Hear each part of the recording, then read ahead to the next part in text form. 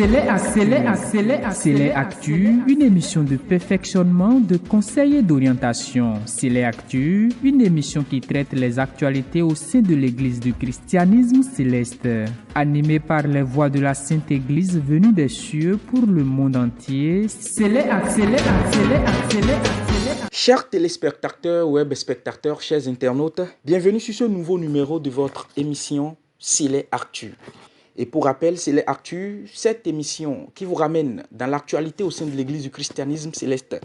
Et pour ce numéro, nous nous lançons dans cette aventure sur la personne de Samuel Bilou Joseph Oshofa. Depuis la nuit des temps, dès lors que la mort est devenue pour le péché un salaire, tout homme comme Adam qui plus tard a reçu ce salaire, ayant vu le soleil, doit donc mourir. Et même si en Christ et en sa résurrection, même si en la vie éternelle nous croyons, l'homme naît, vit et meurt. C'est ainsi que le sieur Samuel Bilou Joseph Oshofa aussi a été admis à ce principe de la vie. Et aujourd'hui, tout le monde entier, toute la terre entière commémore son rappel à Dieu et votre chaîne Homocélé Voice aussi la commémore. Nous sommes autour de ce plateau pour discuter d'une thématique qui le concerne beaucoup plus, qui concerne sa vie. Et pour cet échange, nous avons pour vous deux éminents dignitaires. À ma gauche, nous avons le représentant du siège d'Imeko, près du siège suprême de Porto Novo, le supérieur évangéliste Bassi Douglas Jean-Marie, qui nous vient directement du siège international d'Imeko au Nigeria. Alléluia, papa. Alléluia. Bienvenue chez nous. À ma droite, nous avons le chargé, le président de la paroisse Saint-Emmanuel, Cité Marina d'Ouida. Il est membre de la commission des affaires cultuelles liturgiques, le vénérable suprême évangéliste Narcisse Aza. Il nous vient directement du siège suprême de l'église du christianisme céleste à Porto Novo au Bénin. Alléluia, papa. Alléluia. Bienvenue chez nous. Merci. Et nous allons ensemble discuter autour de la thématique qui est Samuel Bilou Joseph Oshofa. Nous vous savons bien instruits pour nous parler de la personne et donc de Samuel Bilou Joseph Oshofa. Et dans la première partie de cette thématique, nous allons aborder l'identité physique et spirituelle de l'homme en question. Dans la deuxième partie, nous allons dévoiler quel genre d'instrument l'homme a été pour le Seigneur. Et pour finir, ce que toute l'humanité entière a gagné de la vie de l'homme sur cette terre et continue de gagner de sa vie. Et pour ne plus trop tarder, nous rentrons dans le vif du sujet, l'histoire de la naissance de Samuel Bilou Joseph Oshofa. Chargé, parlez-nous de l'histoire de la naissance du Seigneur. Merci. Bien-aimés dans le Seigneur, je vous adresse mes fraternelles salutations. Aujourd'hui, le Seigneur nous a fait grâce de nous retrouver autour d'une table afin d'échanger au sujet de notre cher papa, le prophète, pasteur, fondateur, papa Samuel Bilou Joseph Oshofa, paix à son âme. Qui sommes-nous pour parler de ce éminent prophète du XXe siècle, bien du XXIe siècle? C'est notre papa, c'est notre grand-papa. Nous sommes ses petits-enfants. Mais nous avons beaucoup entendu parler de papa Oshofa. Nous avons beaucoup appris de lui. Des années. C'est l'occasion pour nous de rendre hommage au pasteur Antoine Adéchian. C'est l'occasion pour nous de rendre hommage au vénérable suprême évangéliste Benoît Dalokono. C'est l'occasion pour nous de rendre hommage au révérend pasteur papa Benoît Apaoussi, paix à son âme. Sans oublier papa Gamadoualo. Le Seigneur nous a permis de côtoyer ces pères de l'Église, ces hommes de la foi. Ils nous ont parlé de papa Oshofa. Nous avons été édifiés d'admiration. Donc c'est un plaisir pour moi de prendre part à cet échange. Et de nous parler de qui l'homme de Dieu il est. Oui, effectivement. Jusqu'au 25e anniversaire de la création de l'Église, c'était la tradition orale. Orale, oui. Donc les événements étaient transmis de père en fils, de dévancier aux fidèles, ainsi de suite. Et au moment de la célébration du 25e anniversaire de l'Église, il a pu certains pères de l'Église, dont papa a d'étonnant, c'est l'occasion de lui rendre aussi hommage. Oui. Et ils ont produit la brochure Lumière sur l'Église du christianisme céleste. Le christianisme céleste. Voilà. Ok. Et quiconque, Ok. n'importe quel fidèle de l'Église du christianisme céleste doit nécessairement avoir ce document. Le document retrace tout Il et même la retrace vie tout. Oui. de l'homme. Oui. Bien sûr, ce n'est pas aussi profond que ça. C'est d'où l'importance de ce que nous sommes en train de dire en ce moment. Papa Oshofa, paix à son âme. Papa est né en 1909 à Porto-Novo. Ok. Mais comment? D'abord, son papa. C'est un béninois, c'est ça? Il est béninois. Oshofa, Oui, c'est pas un nom béninois. Hein? Ils sont de Dassa. Ah bon? Oui, de Dassatré. Dans le département des Bien collines. sûr qu'ils ont un pied de l'autre côté du Nigeria. Du Nigeria, Oui, ok. je crois d'ailleurs. Ok. Oui. Et c'est donc les aïeux de Papa Oshofa étant Yoruba. Ok. Mais ils sont installés à Dassa. Ah, ça, d'accord. Et papa est né à Porto-Novo. À Porto-Novo, au Bénin. Voilà. Donc, pour la petite histoire, c'est que son papa, Joseph Oshofa, et sa maman Forum ont perdu beaucoup d'enfants. Ok. Beaucoup d'enfants, en bas âge. Les parents de l'homme. l'homme. Oui. Ok. Donc, il ne leur restait qu'une fille. La sœur aînée de Papa Oshofa. Elle se prénommait Elisabeth. Okay. Donc, c'est face à toutes ces épreuves que le père Joseph Oshofa, oui. Il était protestant, pratiquant. Ok. Il lui a adressé une prière à l'Éternel des armées parce qu'il tenait à avoir un garçon. Et il dit, Seigneur, si tu m'accordes ce garçon-là, je le mettrai à ton service. Il fera ton œuvre. Ainsi naquit papa en 1909. Ok. À Porto-Novo. Porto-Novo. Donc, papa Samuel Bilou Joseph Oshofa est un homme, il est né d'un père et d'une mère. Effectivement. Okay. Papa est né à Porto-Novo. Il a eu des amis d'enfance avec qui il s'est amusé. Papa a mangé comme tout le monde. Papa a eu à pleurer. Passé une enfance normale. Comme n'importe quel autre enfant. Oui, et ça, c'était une réalité. Ça, c'était une réalité. Papa, dites-nous, Papa Oshofa, vous le connaissez. C'est d'ailleurs pourquoi vous avez été invité au Tout-de-suite Plateau. Dites-nous ce que vous savez de l'histoire. Papa Asa Narcisse vient de nous dire un peu sur sa naissance. En complémentarité, qu'est-ce que vous en savez? Merci beaucoup. Merci. Je voudrais profiter de l'occasion pour remercier mon frère et ami Papa Asa qui a vraiment retracé la naissance de Papa Oshofa. Il est vraiment un bénino-nigérien, pour parler si clairement. Son père est originaire d'Abeokuta, au Nigeria.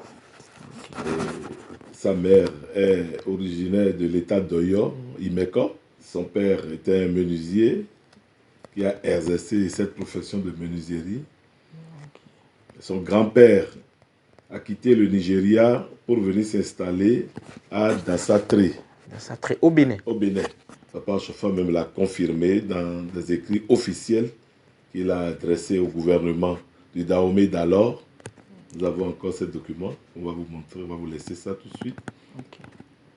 Et en cela, papa a vécu à Porto-Novo. Mais il faut noter ici que son père, effectivement, avait perdu beaucoup d'enfants. Et sa sœur aînée, lui-même, était resté. Parce que son père a demandé à l'Éternel des armées, si tu me donnes un garçon, je le mettrai à ta disposition pour qu'il te serve. Donc c'est exactement ce que papa Asa vient de... comme le Samuel biblique. Le Samuel biblique, ok, voilà, effectivement. D'où le nom Samuel que son père lui a donné. En plus de ses prénoms, voilà. je vois. Donc voilà un peu l'enfance de papa, mais il faut mentionner ici et rendre hommage aussi à la famille Yansounou. Parce que quand le prophète, son père voulait qu'il aille à l'école. Il s'est fait qu'il y a eu des incidents pendant son parcours où l'école protestante voulait bâtir des classes, des salles de classe, et il fallait que ce soit les élèves, les écoliers de l'époque qui fassent les pépins, les briques, pour pouvoir confectionner ces salles de classe. Le travail était tellement dur que le prophète, Papa Oshofa, avec ses camarades, ont rechigné l'ordre. Alors, ils ont été tous renvoyés. Et de ce fait, son père, n'ayant pas l'argent pour le mettre dans une autre école, a demandé au père de Papa Yansounou, Nathanaël, Oui. de bien vouloir l'aider, de le garder, parce que c'est un enfant qu'il a promis à l'Éternel. C'est ainsi qu'il est resté un temps soit peu chez les Yansounou. Auprès du papa Nathanaël Yansounou. Voilà. Et c'est cela qui a fait d'abord la cohésion, aujourd'hui encore, entre la famille Yansounou et la famille Oshofa. Il faut dire que les Yansounou étaient protestants de haut niveau. Donc papa est allé à leur école. Comme c'était une promesse, Voilà. il lui a confié son fils. Voilà, son fils. Ok. C'est là où les deux sont devenus très, très intimes. Donc, je voudrais rappeler ceci pour dire que Papa Oshofa a vécu comme tout le monde. Il a été à l'école, il n'a pas respecté, il n'a pas obéi, il a été frappé, il a été pleuré. frappé aussi. Ah ben bien sûr, il a pleuré, tout ça. Et il trouvait que aller à l'école, c'était aussi trop dur pour lui. C'est là où son père était obligé, en tant que menuisier, de le ramener à son atelier pour qu'il apprenne la profession de menuisier. Et par suite, donc, il n'a pas achevé les cours dans le temps. Il a été jusqu'au CM2.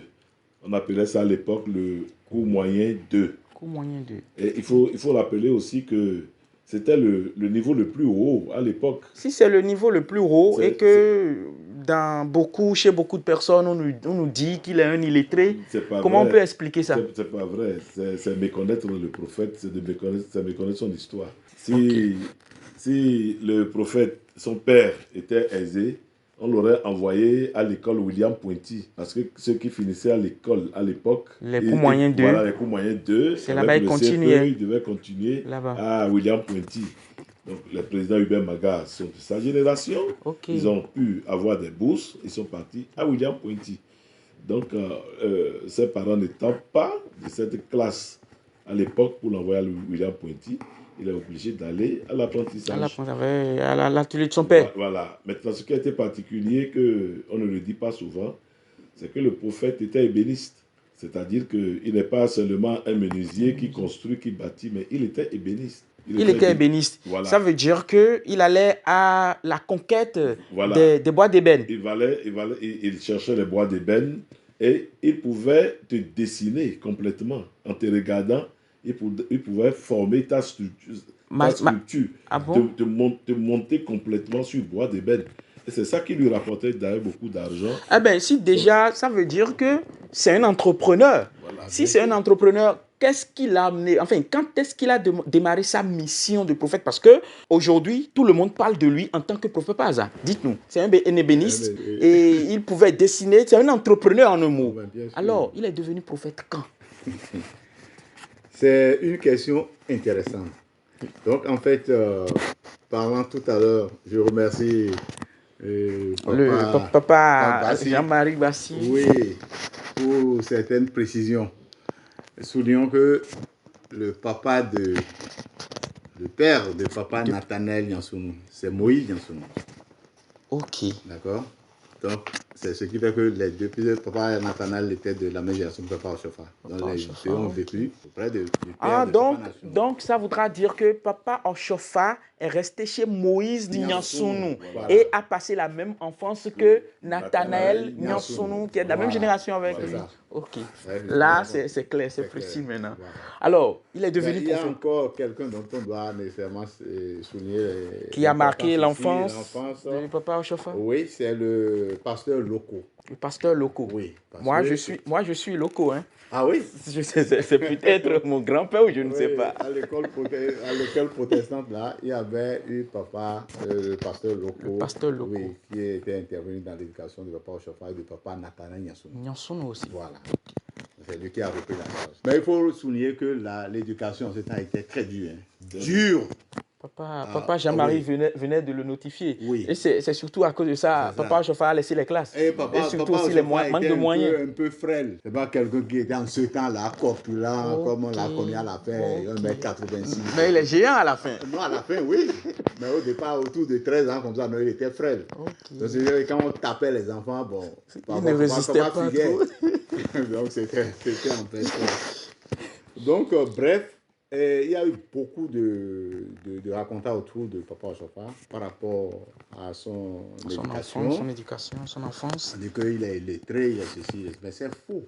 C'est faux. Papa a fini les cours primaires. Il a fini les cours primaires. Et en ce temps-là, c'était le niveau le plus élevé. Ça m'étonne de l'apprendre. Ah oui? Donc, c'est un pan de l'histoire. Ça veut dire que c'est un lettré, c'est un intellectuel. Et c'est dommage. Certains grands dignitaires de l'Église aussi passent là-dessus et passent partout pour dire que papa n'était qu'un simple menuisier. Non, il va falloir qu'on corrige ça. Oui. Et cette émission, je pense, est venue à point nommé pour préciser, sinon repréciser dans la tâche. Un grand intellectuel de son temps. Ah oui. Ah là, il faudrait qu'on le sache, amis téléspectateurs. Je pense que c'est déjà un premier point qu'il faut noter dans la vie, je dirais, de papa SBJ Oshofa. Oui, si déjà il a eu ses cours, il a suivi les cours jusqu'à ce niveau le plus élevé, sinon un des niveaux élevés de ce temps, il va falloir alors qu'à partir de cette émission, qu'on cesse de dire que papa Oshofa est un illettré. Il est bien lettré. Et il est devenu prophète. Parce qu'il y a eu beaucoup de choses qui sont passées jusqu'à ce que cette mission ait démarré. Comment il en est venu? Papa, tout à l'heure, soulignait que papa Oshofa n'était pas qu'un simple menuisier, mais qu'il était plutôt ébéniste.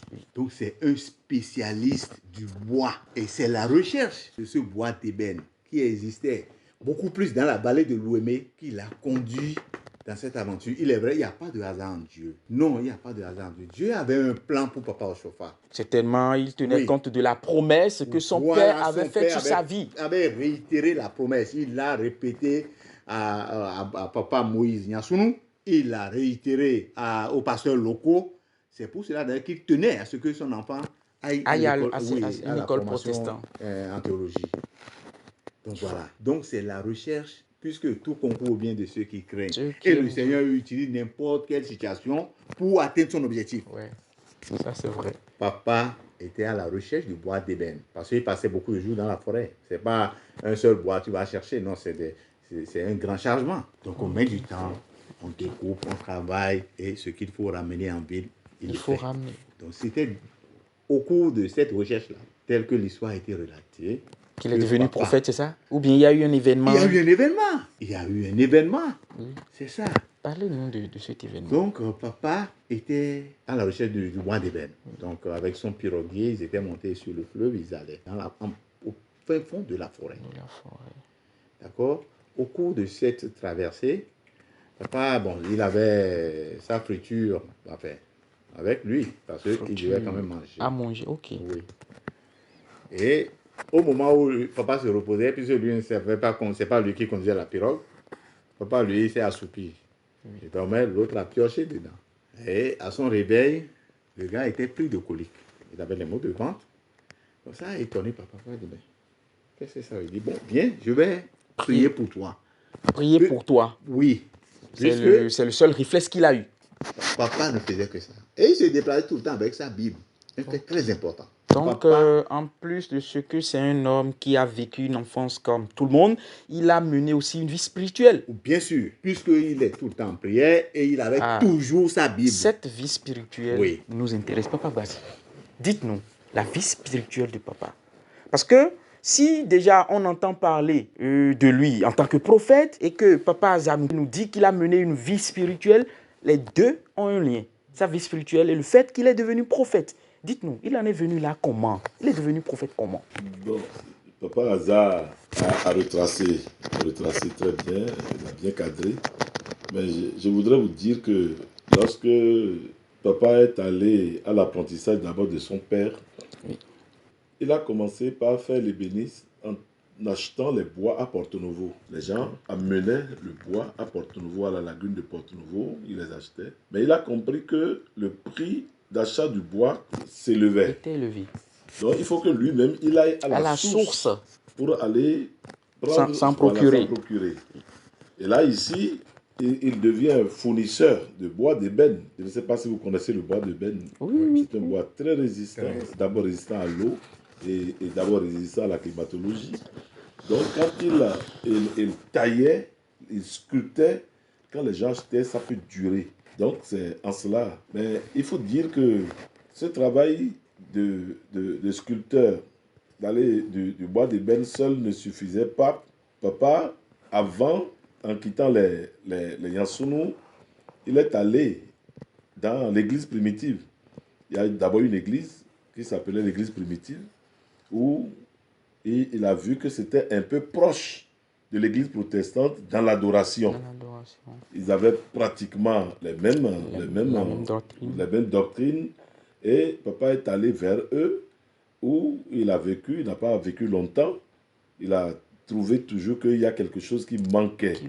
La relation avec Dieu était une relation qui était approximative. Avec l'église protestante, il a trouvé aussi qu'il y a une influence anglicane.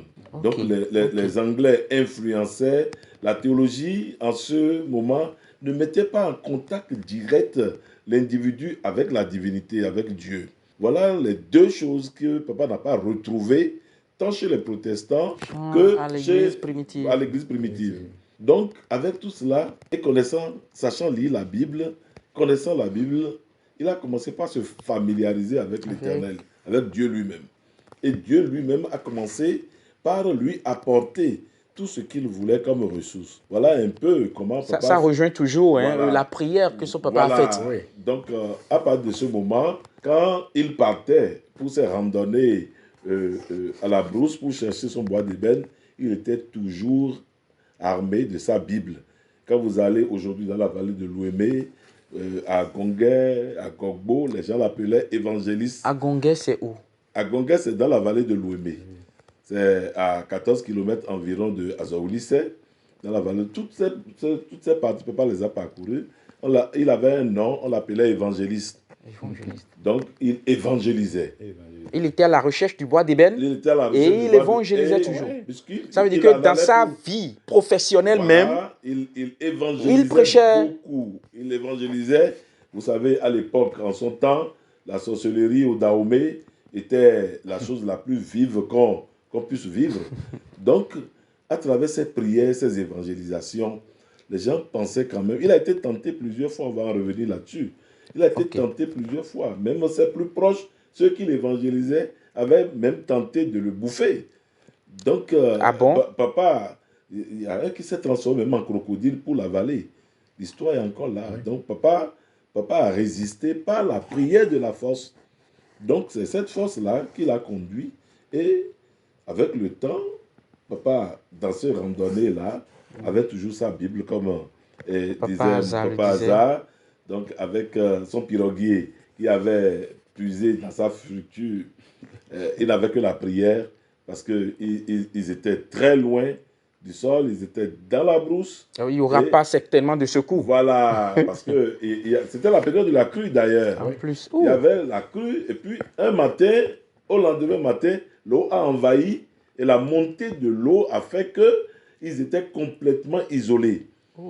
Et la pirogue était partie tellement loin que papa même n'identifiait plus géographiquement où il était.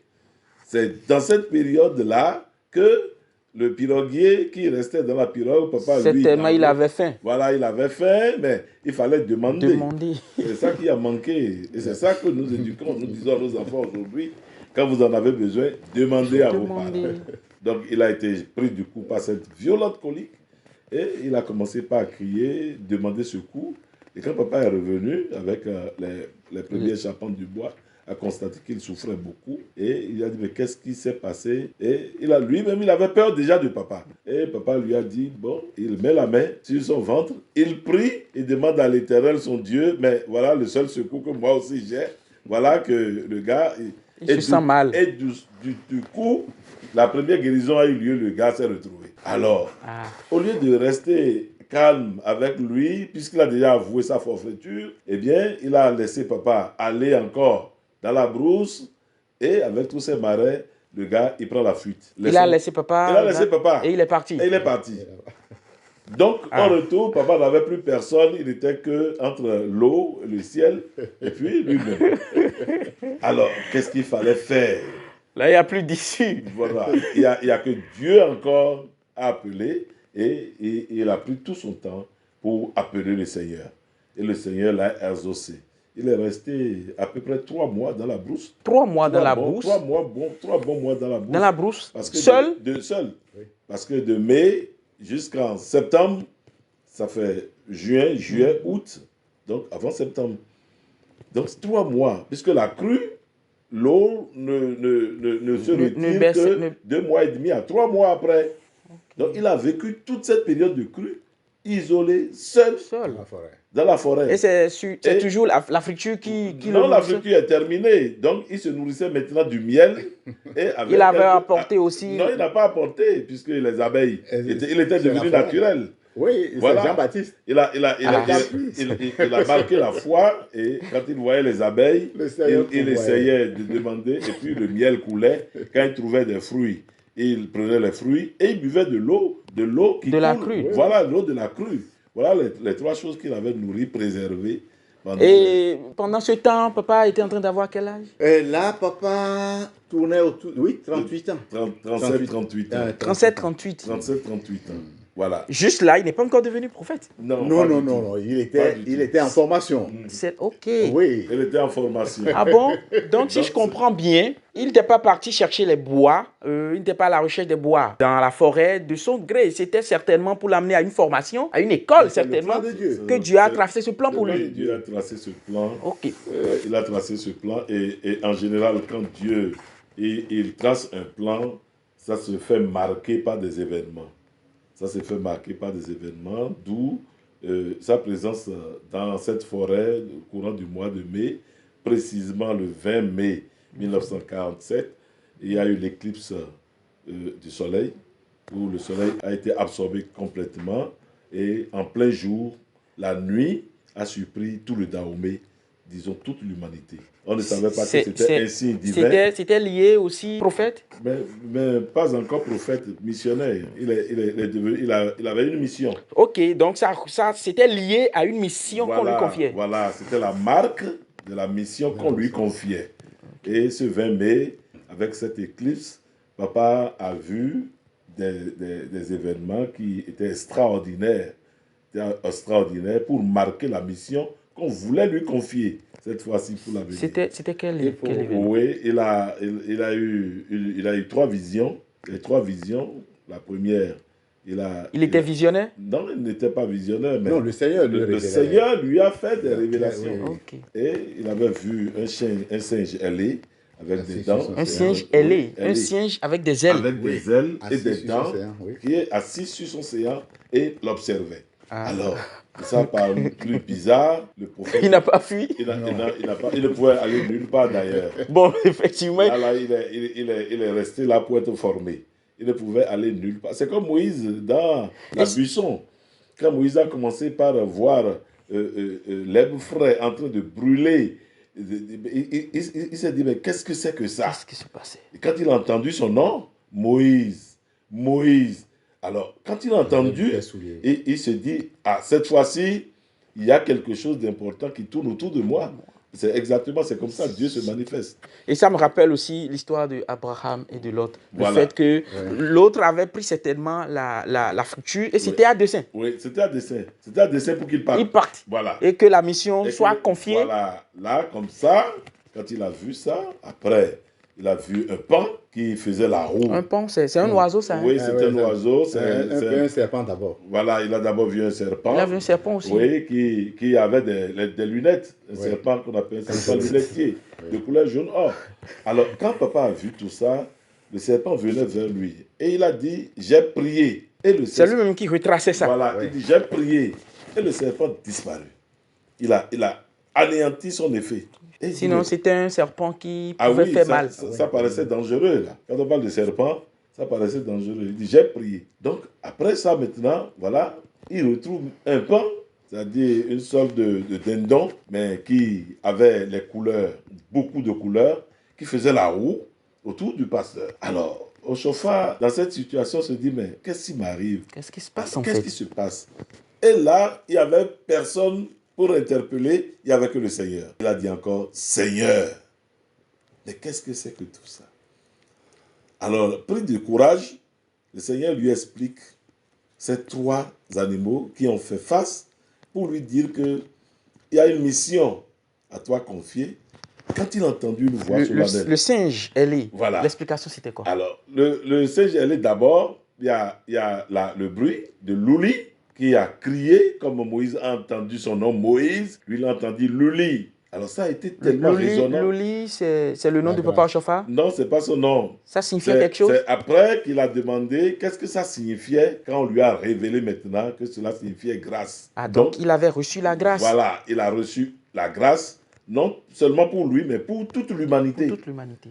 Il a dit la grâce est venue. Donc, le 20 mai est devenu une journée de grâce. Donc, Dieu, dans son infini, dans sa bonté, a fait grâce à toute l'humanité à travers la mission Ochofa, à qui on confie maintenant une mission de rédemption pour sauver. Parce que lui-même, il nous a dit, Dieu était fatigué de ce que les gens faisaient de la religion. On allait à l'église, soit qu'on est catholique ou protestant, ou qu'on est lédia le matin, mais avec les difficultés, on se retrouve chez le Bokonon pour pouvoir avoir une vie sauve. Alors, donc on était je peux dire, on était chrétien, mais il n'y avait pas la foi. On était syncrétique. Voilà. Le Dahomey était fortement syncrétique. Jusqu'aujourd'hui, d'ailleurs, il y en a. C'était fortement syncrétique. Alors, ça n'a pas contenté le Seigneur. Et il lui a dit, toi, Ochofa, je vais te confier une mission. Donc c'est là maintenant que la mission vient. La mission, là, m'intéresse. Voilà. Parce que c'est la mission qui a fait de lui prophète. Voilà, c'est la mission qui a fait de lui prophète. Papa Aza, je viens vers vous sur cette mission. Parce que la mission, c'est tellement... Parce que Papa Bassi vient de dire que c'est une grâce que toute l'humanité a reçue. Alors, cette mission ne devait pas être une mission légère. Vous pouvez nous en parler? Très bien. Oui. Par la grâce de Dieu. Nous avons encore un peu de temps, donc permettez de souligner quelque chose. Oui. Parce qu'en parlant de Papa Ochofa, nous devons rendre grâce au Seigneur pour Maman Yaman.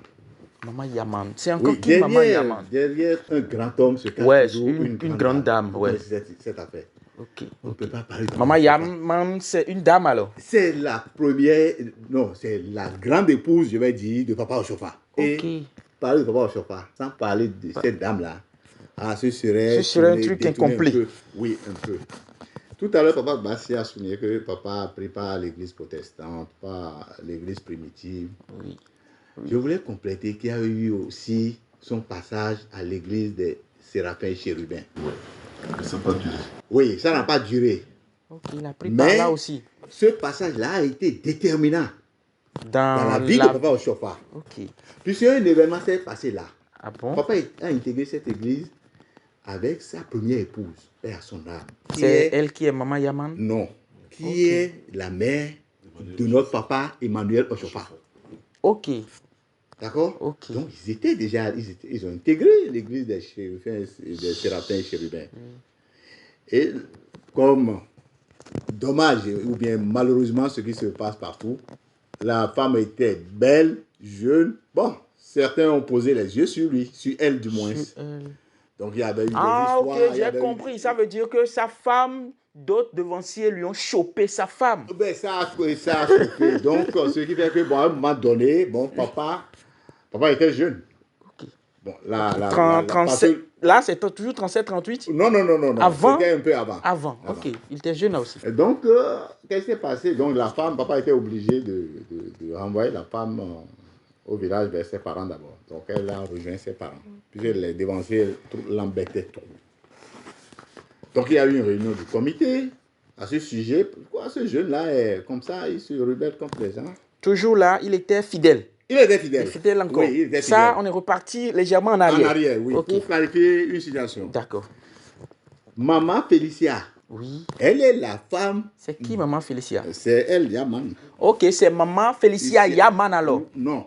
Attends, ne sois pas pressé. Ah, parce que moi je suis pressé et les téléspectateurs aussi sont pressés. Elle fut la femme de dignité de l'église des Séraphins et Chérubins. Chérubin Séraphin, ok. Donc, quand il y a eu cette situation oui, disons, avec sa femme, le comité s'est réuni pour sanctionner Papa Oshofa. on me chope ma femme et c'est moi on sanctionne, c'est ça? Mais bien sûr, parce que pour eux autres, c'est la pagaille, c'est la rébellion. Ah. Et là, quand le comité s'est réuni Oui. pour décider de la sanction à appliquer À Papa Oshofa. au jeune Oshofa, Au jeune Oshofa, oui. c'est de là que maman Félicia, qui est femme d'un des dignitaires, elle s'est levée et dit, c'est devant moi que tout s'est passé. Ok. Vous n'êtes pas correct avec votre Dieu. Waouh. Pour ça là, moi je prends le jeune Oshofa, à partir d'aujourd'hui, elle deviendra mon mari. Oh là là. Je vais devenir sa femme. Oh là là. Ah oui? En même C'était- temps, à cause de cette injustice, Oui. elle porte au vu de tout le monde la cour au jeune Oshofa. Et c'est de là que alors les dignitaires ont décidé de leur renvoi de l'église. Ah, donc ils ont été renvoyés eux deux. Renvoyés, oui, les deux. C'est ce Maman qui a Féli- fait qu'ils n'ont pas duré, qui n'a pas duré là. Bien sûr, maman Félicia étant une commerçante. Donc elle a de l'argent. Ok. D'où le commerce du bois d'ébène. Du bois d'ébène. Parce qu'il fallait commencer par acheter. Sinon, Papa Gbassi disait tout à l'heure qu'effectivement, ça a pris de coup et il fallait qu'il aille à la source. Mais bien il faut sûr, avoir les il faut moyens avoir les moyens, pour aller à c'est la ça. source. Derrière tout grand homme, Il y a une grande dame qui se cache et qui mène des actions. Et dans le même temps, elle a commencé par s'occuper du petit Emmanuel. Ok. Eh bien, les gens pour l'appeler Donc, elle a adopté le petit garçon, fils de Papa Oshofa. le fils de Papa Oshofa. Et c'est ça, on a commencé par l'appeler Yaman, Ya, Maman. Man, Iya, ça fait Iya, c'est ça? C'est Iya? oui. C'est Yoruba ça? Oui, c'est Yoruba. Ok. Et Man, c'est le diminutif de Emmanuel. Donc, la maman de Emmanuel. Ah, Yaman. Man. Ok, pour ne pas dire Yamanou. Voilà. Ok, papa, compliment. Donc, en fait, c'est ça le truc. Ça éclaire beaucoup plus.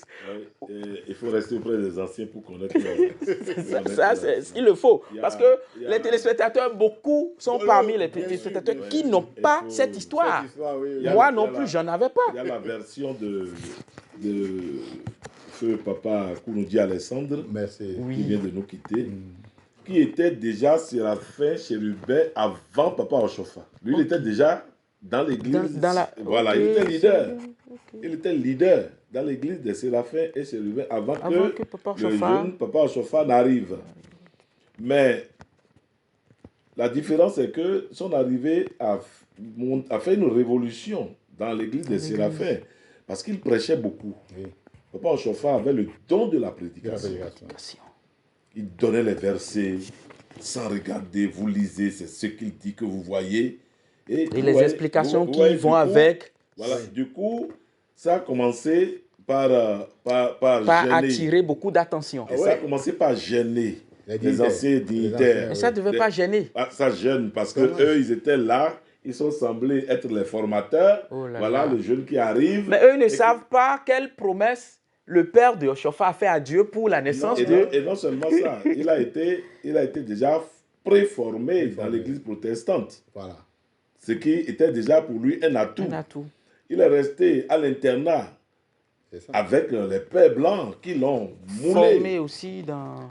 Il y a au niveau de ces tuteurs, les Yansounou, qui avaient ce charisme biblique. Oui.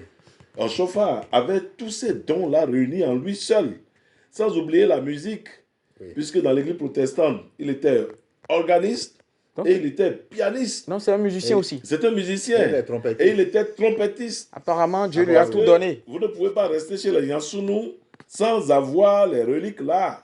Donc, c'est une famille de musiciens. De musiciens. Ok. Et Oshofa est resté dans ce monde-là, dans ce monde musical, il a grandi. Moulé avant d'arriver chez les chérubins séraphins. Voilà. Donc, quand il avait la prédication, il impressionnait. Toutes les prédications qu'on lui donnait, il impressionnait. Tellement que, vous voyez, quand c'est comme ça, il donnait les versets bibliques. Et on a constaté qu'en donnant les versets bibliques, il y a Yaman, celle qui est devenue Yamanou après, Yaman Félicia, elle s'appelle Félicia, qui se levait et qui lisait tous les versets que Oshofa donnait. Donc alors, déjà là, il y avait une complémentarité entre les deux. Là, chaque fois que, quelle que soit la partie où le prophète donnait pendant la prédication, elle ouvrait spontanément et elle lisait. Ça a commencé par gêner. Et le premier coup a été monté. On a dit non, certainement, il est en train de faire la cour à la dame. Alors, ça, c'est le commun des mortels. Ils n'ont pas fini leur enquête. Et quand ça a commencé par monter, une première suspension est venue. C'est-à-dire, on ne lui donne plus de prédication. Oh, mais c'est dommage, c'est malheureux. Quand on a fait ça, pour voir si ça doit continuer, parce que s'il ne donne plus les versets, est-ce que la dame va lire? Donc, Papa Oshofa, il est allé maintenant vers le cours biblique. Et c'est là a organisé lui-même, où on lui a donné le cours biblique. Et il a commencé par sensibiliser la jeunesse sur comment est-ce qu'il faut adorer Dieu, et son expérience dans les autres églises a commencé par impacter. Là encore, Félicia Yaman a commencé par assister encore le cours biblique pour être encore plus aguerri bibliquement. Non, mais les cours seront suspendus. Et les cours sont suspendus. C'est évident. On a suspendu les cours. Et c'est là maintenant où on a trouvé quelqu'un pour dire que c'est la femme, parce que Félicia était très jeune à l'époque, que c'est son mari, c'est connu du comité paroissial, et on a commencé par harceler le jeune Oshofa. C'est là où, pendant cette grande réunion qu'ils ont tenue pour pouvoir l'humilier, maman Félicia Yaman a pris la parole devant tout le monde pour dire: ce que vous me reprochez là, ce n'est pas vrai. Et ça ne saurait être vrai, parce que nous sommes plus bibliques que vous, qui êtes tout assis. Et ses parents sont venus à la... C'est là où papa, qu'on nous dit, Alexandre, a quitté lui aussi l'église des Séraphins et chérubins, voilà, à cause de cette histoire. Donc, Papa Oshofa dit: bon, comme on ne m'accepte pas, je plie bagage. J'irai prier chez moi, Dieu m'entendra partout. C'est là où il a quitté les chérubins et les séraphins. Donc, il partait, il a quitté avec... L'histoire n'a pas fait long feu, parce que c'était un coup qui était monté de toutes pièces, qu'il n'avait pas trouvé d'issue. Pour le décourager. Voilà, pour complètement le décourager. Donc, Dieu étant avec lui, puisqu'il a été proposé, son père même l'a déjà dit. L'a confié à l'œuvre de Dieu, à Dieu. Eh bien, Dieu a continué par l'assister. Par l'utiliser. Quand il allait dans les villages, il prêchait en plein air. On nous a montré le grand arbre. Quand vous allez à Gonga aujourd'hui. Et si on revient dans son séjour dans la forêt, c'était déjà quelle année? C'était en 47. En 47. C'était en 47. Oui, déjà. C'est après le... C'est après le 20 mai. Lui-même, il est né le... Il est né en 1909. En 1909. Si on fait le calcul, ça doit donner 37, 38 ans. 38 ans. Donc, on peut dire déjà, si déjà la mission a démarré petitement dans la forêt, on peut dire déjà c'est à partir de 38 ans. Oui, c'est 38 ans. C'est à partir de 38 ans. 38 ans. Parce que quand il a quitté la forêt, ses parents ne l'ont pas vu il y a plus de 3 à 4 mois. Donc, tout le monde le cherchait déjà à Porto Novo. On ne le voyait plus. On a dit... Il est mort. Les gens ont dit qu'il est mort. Et du coup... Mais lui, il était à l'école de Dieu. Voilà, il était à l'école de Dieu. Et c'était dans ses évangélisations dans la vallée de l'Ouémé que de ses amis qui le connaissaient, qui lui apportaient le bois d'ébène à Porto Novo, l'a vu. Okay. Et quand il l'a vu, il avait des barbes, puisqu'il n'y avait pas à coiffer. Et lui, il aurait peur, parce que pour quelqu'un dont on a parlé de mort, voilà, je le vois avec des enfin... Et là, lui, il a fui pour venir à Porto Novo et annoncer à ses parents qu'il a retrouvé, qu'il est dans la vallée de l'Ouémé. Apparemment, avec l'histoire de Papa Oshofa, surtout avec sa vie spirituelle, je pense que le temps imparti pour cette émission ne va pas me suffire. Ça va pas me suivre. Parce que là, déjà, c'est un grand homme. d'autres révèlent d'autres, et d'autres révèlent d'autres. Et si on doit finir, on ne va pas quitter ici. Ce que moi, je voudrais qu'on aborde tout de suite, il est né en 1909, vous l'avez dit. Oui. Il a démarré sa mission en 47, oui. 38 ans. La mission a duré combien de temps? 38 ans. Ça veut dire que... Oui, 38 ans. C'est pour Papa Ochofa, là. Oui. Il y a tellement de similitudes, vous ne pouvez pas imaginer. Il a commencé il y a 38 ans. Il a exercé pendant 38 ans. Voilà. Cette année, Oui, cette année où nous Papa sommes a en été train rappelé à de... Dieu à 76 ans. Et cette année, l'Église est en train de fêter 76 ans. Alors, ces chiffres-là vous inspirent-ils quelque chose? Mais il y a Parce que tellement là, de- il y a de similitudes, on Oui. le voit clairement. Ça vous inspire quelque chose? Il a commencé à 38 ans. 38 ans, exercé il a travaillé 38 ans. pendant 38 ans. Donc il a été rappelé à 76 ans. Oui, Et l'Église cette année, est en train d'avoir 76 ans. Cette année. Et si on voit bien, le départ de papa à aujourd'hui, ça fait 38 ans aussi. Oui. Ça fait 38 ans. Oui. Si déjà, moi, ça ne m'inspire rien, mais vous êtes des hommes de Dieu, vous êtes plus inspirés spirituellement. Non, c'est ce qui Si ça vous montre inspire, ces chiffres-là, quelles leçons nous pouvons tirer à travers ces chiffres? oui, c'est ce que je veux que vous partagez avec nous. Les gens font beaucoup d'amalgames. Ils pensent que c'est l'église de Papa Ochofa. Non, on va aborder ce D'accord. côté dans la deuxième partie de, Voilà. notre émission. Mais avant, je voudrais que ces chiffres-là puissent... Parce que déjà que vous l'ayez dit, ça, moi, me réveille. Voilà. Mais tout de suite, je n'ai pas d'inspiration pour pouvoir quand même expliquer. Oh, ouais, je ne sais pas ouais, si Papa Gbassi peut nous en parler. Il est né en 1909 parce que il faut aussi remarquer quelque chose. Si c'était l'année passée, par exemple, ça ne ferait pas 38 ans. Hein. Non. Ça ferait 37 ans. Ouais. Alors, on ne dirait pas la même chose que ce qu'on serait en train de dire cette année. Mais Dieu a un plan pour tout. C'est pour dire Mais que cette pourquoi année est une année de grâce confirmée. Pourquoi c'est pour cette année que tu nous as invités? Donc, il n'y a pas de hasard.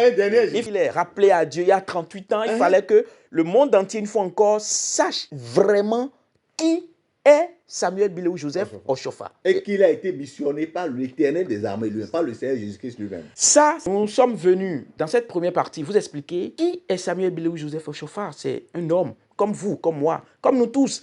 Il a vécu une vie normale. Il a vécu sa vie d'enfance. Il est né comme tout homme. Il a vécu sa vie d'enfance. Il a été corrigé comme tout parent peut corriger son enfant. Et il a été missionné comme vous et moi d'ailleurs. Parce que nous avons tous une mission sur cette terre. Mais la sienne était plus déterminée. Et nous allons rentrer dans le fond de la mission qu'on lui a confiée. Déjà, on a parlé de tout ça.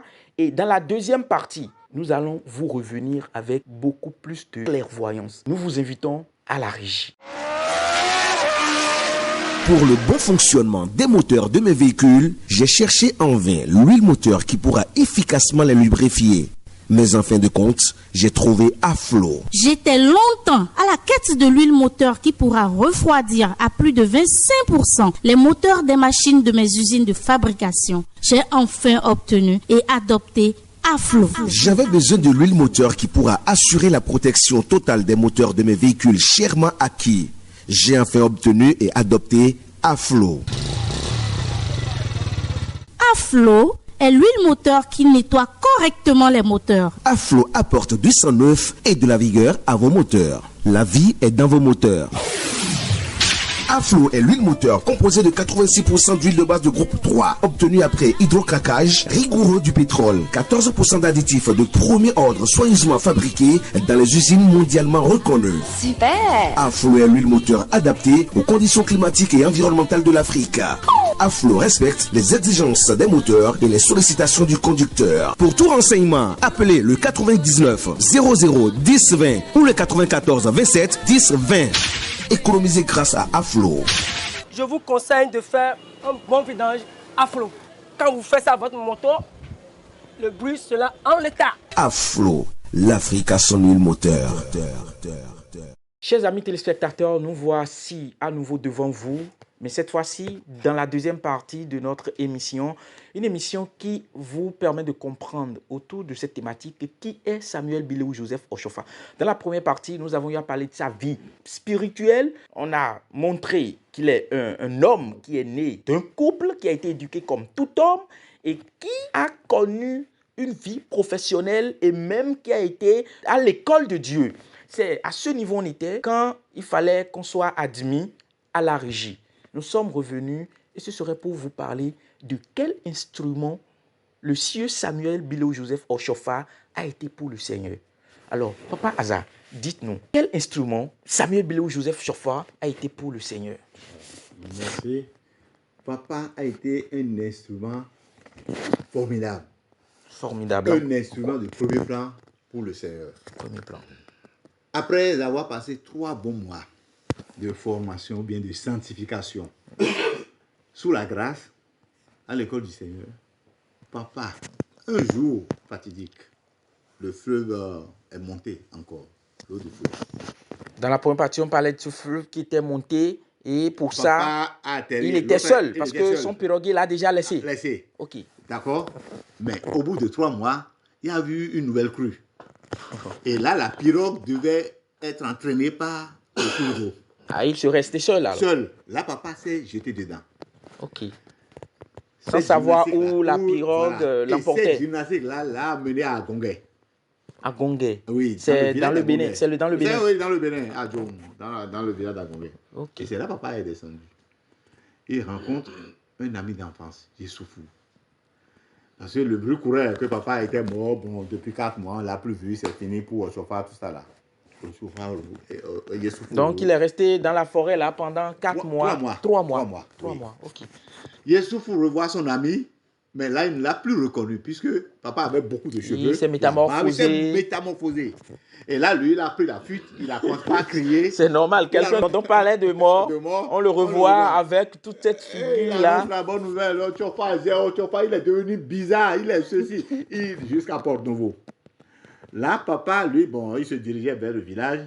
Et c'est là où il y a eu un autre bruit. Parce qu'il y a un certain Kouliko qui était en train de mourir pratiquement. Kouliko, c'est... Kouliko, le pasteur, Kouliko Michel. Oui, lui, il est qui? Ou bien c'est un patriarche du village.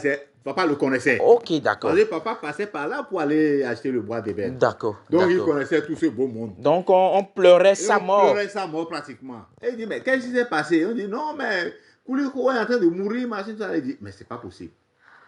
Bref, ton papa est allé à la maison.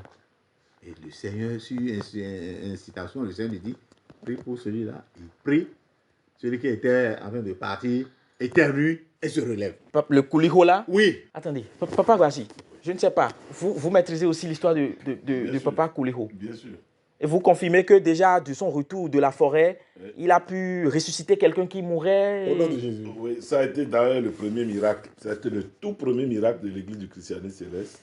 Là déjà, il y a l'église du christianisme. Non, il n'y a pas encore d'église. Il n'y a pas encore d'église. La mission qu'on lui a confiée, cette mission de rédemption, à travers la grâce qu'on lui a donnée pour qu'il puisse répandre cette grâce sur toute l'humanité, oui. Eh bien, c'est le premier coup de grâce qui a été la résurrection de Kouliko. Et lui-même, il était comment quand il allait ressusciter? Quand il allait ressusciter, il était comment? Non, mais il était certain d'aller... Voilà, Oshofa, il n'était pas certain. Il avait le doute dans un premier temps. Voilà. Mais il avait écouté la voix. Il y a une voix qui lui parlait. Et il a bien dit, c'était la voix sonore qui m'a dit, va. Alors cette voix lui dit, va toucher et pour qu'il soit ressuscité. Comme ça, les gens croiront que j'étais vraiment envoyé en mission. Okay. Donc c'est cette voix-là qui lui a donné la garantie, l'assurance qu'il pouvait aller. Donc il est parti et étant là-bas à côté du corps mourant, il a prié et il a demandé au Seigneur, me voici à ton œuvre. Et la voix lui dit, touche. Et il toucha le corps, le gars ouvrit les yeux et se relève. Oh là là. Ça, et lui-même, il était comment devant ça? Parce que ça va hébéter, hein? Ou bien il était si rassuré? Il n'était pas, puisqu'il a été emporté par le Saint-Esprit. Oui. C'est l'Esprit qu'il a pris. C'est dans cette dynamique-là qu'il observait. Il a agi. Voilà. Et après avoir agi, il ne faisait que observer lui-même. Il ne pouvait pas apprécier. Donc, il dit, c'est après que je me rendis compte que la voix qui m'a dit d'aller était certaine. Okay. Et désormais, j'écouterai cette voix-là. Cette voix. Voilà. Donc, jusque là, il n'y avait pas encore église. Non, il n'y a pas encore église. Coolio est ressuscité, il a fait encore 9 enfants. Ces enfants sont encore vivants. C'est pas fini. Et ils viennent pour témoigner chaque année. Pour De dire, ce que voilà, leur papa si a... Oshofa n'avait pas réveillé notre père, Eux, ils on ne seront serait pas... là. Papa disait tout à l'heure que c'est pas fini. Oui. Le messager, Yessoufou, Youssoufou, c'est l'ami qui? de papa, celui qui l'a croisé, à Celui sa qui descente de la criait pirogue, dans toute la qui ville. annonçait que Le mort est revenu. voilà, donc finalement papa a atterri à Port-Nouveau. Oui. D'accord. Et un jour, sa grand-sœur avait un fils qui était aussi mourant, malade. La grand-sœur à papa au chauffard, Elisabeth. Okay. Son fils Emmanuel était aussi souffrant, mourant. On a rassemblé autour de lui les grands féticheurs du pays, ils étaient là, chacun essayait tout. Ça, apparemment, c'est le deuxième miracle. Voilà. Et papa ayant été informé, il se rendit chez sa grand-sœur. Il arrive, il leur demande de faire sortir tout ce beau monde-là, de le laisser avec son neveu. Donc, on dit, mais nous, on est restés là depuis des jours, on a tout fait des mois. Ça n'a rien donné. Il dit, ok. Ils ont plié bagage. Papa est resté avec son neveu une nuit. Le lendemain matin, le petit s'est levé. Oh là là, un second miracle. De Jésus. Mais attendez, Papa Gbassi, dites-nous, il a encore écouté notre son à nouveau, notre son lui a dit d'aller, il pouvait le faire. Non, désormais, il savait qu'il devrait écouter. Qu'il est devenu un instrument pour le Seigneur. Voilà, il devait écouter ce son. Lui-même nous a dit, désormais, je me rassure que ce son-là, ça vient de Dieu. Donc vous confirmez aussi le second miracle que Papa a Zapan. Bien sûr. Ah, mais si c'est ça, ça veut dire que de façon confirmée, il est devenu... Il y en a d'autres encore plus graves. Oui, si on doit aborder tout ça, parce que là, déjà, moi, ça me convainc. Ça me convainc déjà ici. Les téléspectateurs doivent rester dans l'esprit du sujet. Ils devaient être convaincus de ce que cet homme qui a fait tout ce temps, sinon 3 mois dans la forêt qui est revenu, a été doté d'une force. Et cette force faisait de lui désormais un instrument du Seigneur. Déjà. Maintenant, est-ce que vous avez vécu spécialement avec une expérience avec papa? Moi, je suis trop jeune, mais j'ai vécu cette expérience avec papa à travers, paix à son âme, le révérend pasteur, papa Abba aussi. Vous pouvez la partager avec cette expérience? Oui. Puisque qui a connu papa Abba aussi, a connu papa au chauffard. Si, c'est ça. Je suis d'accord. Tout ce qu'on est en train de se partager ici.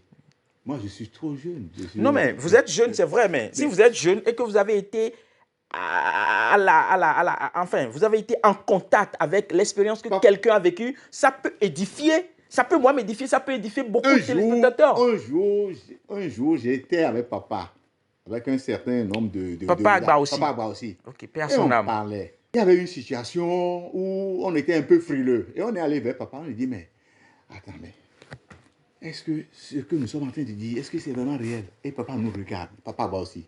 Il nous regarde et papa dit, vous savez, papa au chauffard, est doté d'une force incroyable. Il est un missionnaire de Dieu, je vous l'ai dit. Et vous savez, le fondateur de l'église des Séraphins et Chérubins, oui.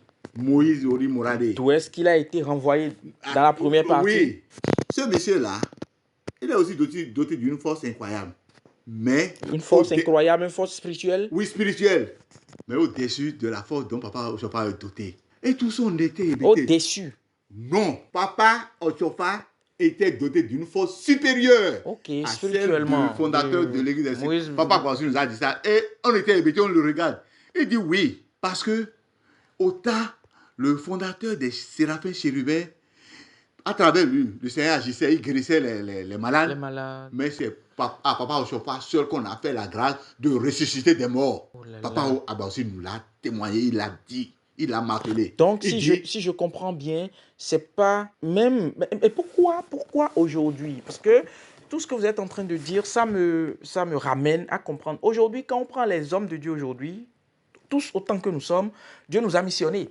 Et quand il missionne quelqu'un, il fortifie forcément spirituellement la personne. Bien sûr. Alors, juste là, moi, je n'ai pas encore entendu quelqu'un ressusciter dans sa vie, dans sa mission.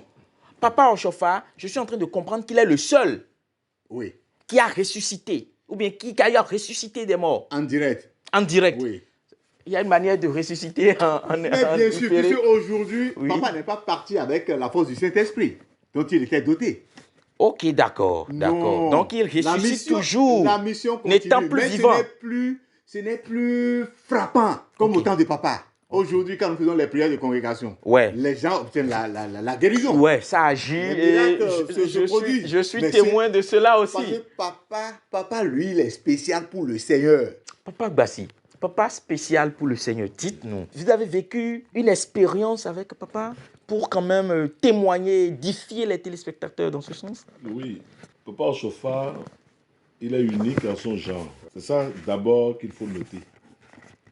Il est unique en son genre. Il est pasteur parce qu'on lui a confié après une église. Il est prophète et ensuite il est fondateur. Il ne faut pas oublier ça.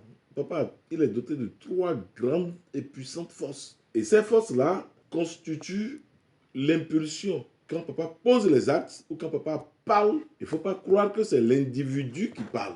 C'est quand il écoute qu'il parle. Ça veut dire que, et chaque fois il dit, c'est mon maître qui m'a dit. Donc, quand son maître dit, le maître, c'est Jésus-Christ. C'est Jésus-Christ. Il insiste, c'est Christ mon maître. Ok. Donc, à partir de ce moment-là, on doit faire attention et savoir raison garder quand nous faisons les comparaisons. Une expérience personnelle. Je voudrais vous dire tout simplement la Terre Sainte de Porto-Novo. Oui. La Terre Sainte de Porto-Novo. Oui. Avec la paroisse mère de Porto-Novo aujourd'hui. Oui. Ce n'est pas une guérison miraculeuse. Ah bon? Que le gouvernement d'alors, du député Apiti, a pu donner cette portion de terre, l'espace-là. Sinon, c'est là où il y a la paroisse mère, là, c'était pour les musulmans. Vous avez vu la mosquée? Effectivement, il y a une mosquée à côté, juste là. D'abord, tout là, c'est musulman. L'église est partie s'implanter au milieu. Et si les gens savaient que Papa Oshofa voulait acheter ça, il n'allait jamais lui vendre. Jamais. Il a été clair. Et qu'est-ce qui s'est passé? Comme la mission a commencé à Porto-Novo, les guérisons venaient, ça pleuvait. Il fallait que les gens débarrassent maintenant sa maison, parce qu'il ne dort plus. Alors il a prié, il a demandé au Seigneur, mais où est-ce qu'il faut qu'il aille? Que j'aille, voilà que je n'ai pas de l'argent pour acheter des terrains à Porto-Novo. Et qu'est-ce qui s'est passé comme miracle? Ça, c'est un témoignage de maman Béanzin Tinavi. C'est la petite fille du roi Béanzin. Le roi Béanzin, c'est sa petite fille qui était la première sage-femme de la ville de Porto-Novo. Elle était déléguée syndicaliste, sage-femme de Porto-Novo, mais qui curieusement supportait le parti PRD de Surumiga Apiti. Alors que son frère, son cousin, Justin Ahomadegbe, qui est d'Aboumé avec l'UDD, où elle doit battre campagne pour son frère, elle vient battre campagne pour Apiti. Qui est de Porto-Novo. Ça suffit pour que Apiti puisse la dorloter cette fois-ci pour pouvoir lutter contre Ahomadegbe et aller aux élections. Voilà, on vient annoncer à Papa Oshofa que Tinavi est malade. Et ce matin, elle est décédée. Ah. Alors, le prophète n'en revenait pas. Parce que Tinavi allait pour plaider auprès de M. Surumiga Apiti, député AOF à l'époque, qui se préparait pour être président de la République, plaidait Oshofa et Papa Oshofa priait pour Apiti, Oshofa le politicien. Et Papa Oshofa. On vient lui dire... Papa Oshofa. Bien sûr. On va aborder ça tout à l'heure. Ça, c'est de la politique aussi. Ça nous intéresse. On vient lui dire que Tinavi est morte le matin. Et qu'on vient d'apporter le corps à la morgue de Porto-Novo. Il restait qu'on allait chercher de formol pour la mettre. Et il dit, vous parlez de quel Tinavi même? On dit, papa, votre Tinavi. Et le prophète s'est levé. Il a pris son touche, son apparat. Accompagnez-moi. Avant que les membres du PRD n'arrivent à l'hôpital, parce qu'ils ont appris qu'un chauffeur allait là-bas, Tinavi était déjà assis sur la civière. Le prophète est parti, il a levé son touche, il a recouvert tout le corps de Tinavi et s'est levé. Je n'ai pas compris. Là, c'est pas clair. Elle s'est levée, du coup. C'est-à-dire, celle qui est morte et qu'on a transporté à la morgue, et à qui il ne restait qu'à transmettre le formol. Il a fallu que papa se lève pour qu'elle soit ressuscitée au papa est parti. De 6h du matin jusqu'à 9h. C'est elle-même qui a fait ce témoignage. Ça s'est passé comment? Papa est parti le voir. Elle est partie à la morgue. La voir? Oui. Il s'est levé. Il est parti là-bas sous inspiration puisqu'il a entendu la voix. À nouveau. Il prend sa toge, il couvre tout le corps de Tinavi Elle s'est Le ressuscitée. corps mort. Le corps mort de Tina Et Vie. elle s'est ressuscitée. Elle s'est ressuscitée. Oh là là. Le cadavre. Le cadavre s'est ressuscité. Avant que Souroumiga Akwiti, avec les membres du PRD, Ne viennent à 10h et autour. Ils ont raté la bonne partie. Il faisait derrière ça. Donc, il y a une partie qui a suivi.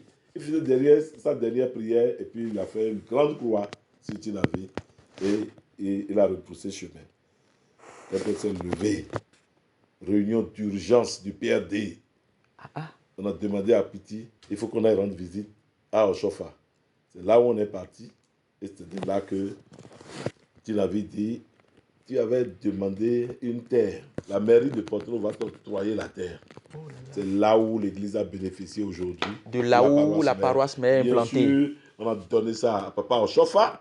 Vous voyez. Et ils sont revenus. Pour dire... Dieu l'a exaucé parce qu'il disait, voilà que le monde m'étouffe et je n'ai pas les moyens pour me faire prendre une terre. Mais Dieu l'a exaucé à travers ce miracle. Il n'y a pas que ça. Donc, quand ils sont revenus, avec Tina Vie maintenant, pour pouvoir remercier, il dit, pourquoi tu veux te mettre à genoux là? Princesse, c'est toi. Tina Vie est restée hébétée à regarder le prophète. Et Tina Vie dit, papa, moi, j'ai amené les documents administratifs pour que tu nous dises quel nom il faut mettre sur les regards d'en haut. Il écoute, il dit, mettez le nom de mon enfant, Emmanuel Biléou. Emmanuel Biléou. Donc, ça veut dire que l'espace là est au nom de Emmanuel Biléou. Et de tous les enfants du prophète, c'est lui seul qui porte le prénom Biléou. Vous allez constater, les autres, c'est Oshofa, tant, mais lui, on lui a donné le nom de Biléou. Et ça porte son nom. Oh là là. Ça porte son nom. On a été surpris. Et aujourd'hui, l'espace là récupère tous les fils et filles de l'église christianiste. Le prophète en a fait la paroisse mère. Oui. Aujourd'hui, on parle aujourd'hui de l'église du christianisme céleste, dont le siège suprême est à Porto Novo là. Ou bien, Papa Azar, dites-nous, comment papa est arrivé là? Parce que là, je suis pressé, je vous l'avais dit tout à l'heure. Et vous m'avez demandé pourquoi j'étais pressé. Je suis revenu dessus. Effectivement. Bon, de l'histoire, papa avait un couple ami, Frédéric Zevounou. Et sa femme Marie Zevounou. Marie. Donc il y a eu beaucoup de miracles pour ce couple-là à travers papa. Si on doit continuer les miracles. Il y a beaucoup de miracles. Donc le 29 septembre 1947, papa leur a rendu visite. Ça, c'est déjà le 29 septembre. Oui.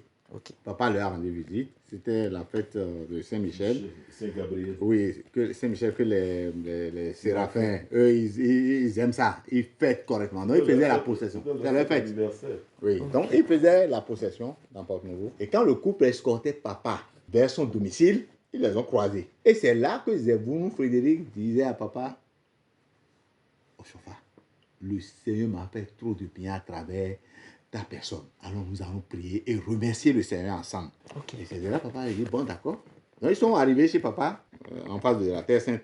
Ils sont venus chez papa. Et à 3, ils se sont mis à genoux. Pour prier. Donc, ayant été formés à l'école des protestants, naturellement, ils ont fermé les yeux pour prier. Au cours de cette prière, papa a eu la vision. Marie Zevounou également a eu la vision. Et c'est dans cette vision-là que le Seigneur disait à papa Oshofa, les gens m'adoraient, mais quand ils meurent, je ne les reçois plus parce que dans les épreuves, ils ont bu aussi bien dans mon verre que dans le verre de Satan. Désormais, il n'en sera plus ainsi. Je te confie une mission de créer une église dans laquelle les gens n'adoreront que moi et moi seul. Ce serait la dernière vague. Ok, c'est ainsi qu'il a eu la révélation de fonder une église. Donc, si je comprends bien, les gens ne te croiront pas, oui. Mais j'accompagnerai ton œuvre de beaucoup de miracles. Non, mais c'était plus à dire, puisqu'il a démarré déjà. Voilà. Papa faisait déjà de miracles, puisqu'il faisait les miracles avant de prendre l'ordre de fonder une église. Marie Zevounou, à elle, on montrait que le Seigneur Jésus est venu mettre un habit d'apparat à papa Oshofa. D'abord, il l'a fait rentrer dans une chambre. Elle-même ne pouvait pas décrire. Il n'y a pas de mots terrestres pour décrire cette splendeur-là. Et le Seigneur l'a recouvert d'une toge scintillante, remplie d'étoiles. La dame était pétée. Et elle dit, je te voyais comme ça. Tes pieds ne touchaient même pas le sol. Mais après, j'ouvre les yeux, je te vois à côté. Je ne comprends pas. Mais qu'est-ce que ça veut dire? Ainsi de suite. C'est une vision. Oui. Donc ça veut dire que c'est aussitôt papa recevait la révélation de fonder une église, c'est aussitôt parallèle. elle aussi, recevait la vision. Le seul instruit dans ce cercle-là, c'est Donc c'est la papa mission, Frédéric la mission spécifique qui lui a été confiée, c'est pour finir avec le syncrétisme, si on peut comprendre Voilà. ainsi. C'est bien ça. C'est bien ça. Alors papa, expliquez-nous comment se fait-il qu'aujourd'hui l'église est née. Le fondateur, on le sait, le pasteur, le prophète, on le connaît puisque c'est de lui. On parle. Et la mission est venue pour corriger un fait, le syncrétisme. Mais c'est toujours existant dans l'église. Dites-nous. Ça s'explique comment? C'est regrettable parce que le syncrétisme, ça va contre le serment de tout chrétien céleste. Depuis le baptême, avant que tu n'intègres cette église, le chargé spirituel te demande, est-ce que tu acceptes adorer Dieu et Dieu seul désormais? Je n'ai pas entendu quelqu'un qui a dit non. Et c'est un serment. C'est un serment, oui. Déjà là, un serment. Et nous levons la main pour dire, à partir d'aujourd'hui, nous avons refusé Satan et ses suppôts. Ses œuvres. Nous acceptons adorer Dieu seul dans cette église. À partir de là, quelqu'un qui fait encore autre chose est en train de violer son serment. Et en violant ce serment, c'est une désobéissance à Christ lui-même. Et que cette personne se considère déjà en dehors de l'église du christianisme céleste. Maintenant, ceux qui respectent ce serment et qui ne sont pas du côté de ce que nous dénonçons, de ce syncrétisme, dites-moi, ils gagnent quoi? Il faut les observer tout simplement. Ceux qui respectent ce serment, il faut les observer. Dieu les protège. Oui. Donc c'est juste pour protéger que Dieu a missionné. Non seulement ça, Dieu les accompagne. C'est juste pour accompagner aussi que Dieu... Il faut voir leur maison, il faut voir leurs enfants. Le Seigneur... Mais si c'est ça, celui qu'ils adorent ou celui qui se cache, le mentor de ce syncrétisme, lui-même, il offre tout ça. Non. Ou bien... Je dis, observe autour de toi. Oui. Quand les gens ont des difficultés autour de toi, en étant céleste, en étant habillés tout en blanc, et que ces difficultés ne sont pas résolues d'une manière certaine, c'est qu'il y a quelque chose. Il y a quelque chose. Et le prophète a dit, observez-les autour de vous. Et c'est tout. Le prophète même on est allé le voir un jour, parce que avant le baptême, vous devez déjà venir à l'église, suivre le cours biblique, être formé pendant au moins 1 mois, 2 mois, 3 mois, avant d'aller faire le baptême. Avant d'aller au baptême. Et dans ce parcours-là, qui entre dans la formation, eh bien, l'ordre est donné aux alagba. C'est eux qui faisaient ça. Les anciens de l'église, on les appelle les alagba. C'est agbalagba. Donc, alagba, c'est les anciens de l'église. C'est les anciens de l'église. Mais apparemment, beaucoup de choses se déplacent dans l'église. Hein. Voilà. Aujourd'hui, c'est des jeunes à peine 15 ans, 16 ans, 17 ans, qui sont en alagba. Non. Mais quand vous parlez de anciens de l'église, mais ça laisse à respecter. Voilà. C'est eux qui font les prières de combat, les agbalagba, les anciens. Et allez voir les expériences de ceux-là. Et quand vous voulez faire le baptême, avant d'aller faire le baptême, eux doivent venir chez vous à la maison. Pour une inspection. Pour pouvoir réceptionner tout ce que vous avez fait, un nettoyage spirituel. Donc on vous vide carrément de tout. Et vous-même, vous devez faire votre confession. Si vous avez caché quelque chose, enterré, cimenté, vous cassez. Et on doit tout ramasser. Je ne peux pas vous dire ce que regorge le fleuve de Koué là de Cotonou. Je ne peux pas vous dire. Notre propre expérience en est quelque chose. Donc ça veut dire que si déjà papa même disait de regarder autour d'eux et tout, ça veut dire que déjà depuis le vivant de papa, mais bien sûr, même étant dans l'église, c'est pas propre à l'église du Christian céleste.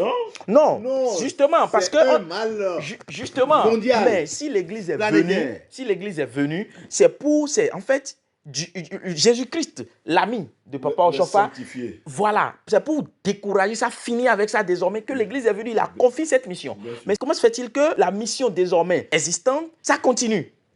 Satan ne croise pas les bras. Non, attends, je vais te répondre. Satan ne croise pas les bras. On va revenir. Notre Seigneur Jésus-Christ est venu pour sauver son peuple. Oui. N'est-ce pas? Oui. Pour nous accorder le salut. Oui. Gratuitement.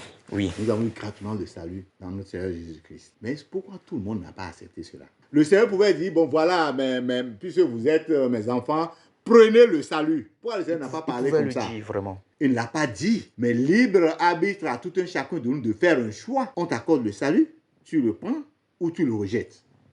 En fait, c'est ça le truc. Je mets devant toi la vie et le bien. La mort et le mal. Mais je te dis, choisis la vie et le bien. Voilà, toute la problématique à ce niveau. Ça doit être Deutéronome. Oui, Deutéronome 30-19. Et ça s'applique à l'église du christianisme céleste en particulier. Comment vous avez su que j'en venais? Parce que je disais, Deutéronome, ça c'est l'Ancien Testament. L'église céleste qui est, même après le Nouveau Testament. C'est la parole de Dieu. Qui continue toujours. Oui, c'est la parole de Dieu. Et papa, tout ce que papa a fait découle de la parole de Dieu, c'est sous inspiration du Saint-Esprit. Donc vous rejoignez ceux qui disent que la Bible est d'actualité. Mais bien, plus que d'actualité. Plus que d'actualité. Oui. Donc le problème en fait c'est quoi? Tout à l'heure vous avez soulevé une situation. Oui. Que les gens s'autoproclament pasteurs, ils veulent vite grandir, je suis ceci. Oui. Mais quand tu choisis ce chemin, c'est normal que tu passes à côté de la mission qui est assignée à l'église et à Papa Achofa. Mais bien sûr, on ne s'autoproclame pas prêtre. Nous, on va te consacrer prêtre. D'accord? Et pour ça, il y a un cheminement à faire. Un parcours. Mais puisque l'orgueil prend le dessus, l'orgueil qui est une âme du diable, et déjà tu vois que tu es plus intelligent que tout. Papa disait tout à l'heure que le diable n'a pas croisé les bras. Mais bien sûr. Et vous venez nous informer de ce que l'orgueil est une arme du diable. Alors, donc si on doit faire le résumé, ne dites pas que je vous ai coupé. Hein. Il y a le temps qui nous presse aussi. Déjà, il faut comprendre que c'est pour finir avec le syncrétisme que l'Église est comme une mission confiée à Papa Achofa. Il a honoré cette mission et il a conduit cette mission à bon port. Parce qu'aujourd'hui, il n'est plus vivant. Beaucoup de choses se sont passées, il n'est plus vivant, mais on ne pourra non plus relayer tout ici parce qu'on a un temps qui nous presse. Et donc, nous commémorons son rappel à Dieu aujourd'hui. Il n'est plus de ce monde. Il a mené à bon port cette mission. Dans le livre des Actes des Apôtres, quand les gens s'étaient réunis pour combattre les apôtres, oui, il y a eu un éminent prophète. Le docteur là, Gamaël. Il leur a dit, ce serait dommage si vous combattez Dieu. N'essayez pas, laissez-les. Si c'est affaire de Dieu, ça va perdurer. Mais si c'est d'un homme, ça va s'arrêter. Il a même donné le cas de ceux qui se sont proclamés. Et puis, avec le temps, il a fallu qu'on finisse avec eux. Puis, ça s'est évadé.